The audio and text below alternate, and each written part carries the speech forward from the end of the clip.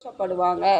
அடுத்தது, கர்த்தாவே, உமது நியாய தீர்ப்புகள் நீதி உள்ளதென்றும் உண்மையின்படி என்னை உபத்திரவப்படுத்தினீர் என்றும் அறிவேன். உமது நியாய தீர்ப்பு உண்மைதான்.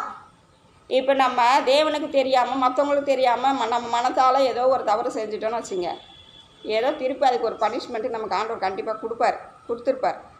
அப்போ ஆண்டவர்கிட்ட நம்ம என்ன சொல்கிறோம்? உம்முடைய நியாய தீர்ப்பு நல்லது தான்ப்பா. என்ன சொல்கிறாங்க? நியாய தீர்ப்புகள் நீதி உள்ளதென்றும் உண்மையின்படி என்னை உபத்திரவப்படுத்தினீர். நம்ம ஏதாவது ஒரு தவறு செய்யும்போது தான் நமக்கு பிரச்சனை, போராட்டம் வருது. அது தேவன் உண்மையின்படி தான் நமக்கு என்ன பண்ணியிருக்கிறாரு? நியாய தீர்ப்பு செஞ்சுருக்கிறாரு. நம்ம செஞ்ச தவறுக்கு தான் என்ன கிடச்சிருக்கு? பனிஷ்மெண்ட்டு கிடச்சிருக்குன்னு நம்ம புரிஞ்சுக்கணும். அப்போ அந்த அளவுக்கு தேவன் நம்மளோடு கூட எப்படி இருக்கிறாரு, நம்மளை எப்படி நடத்துகிறாரு.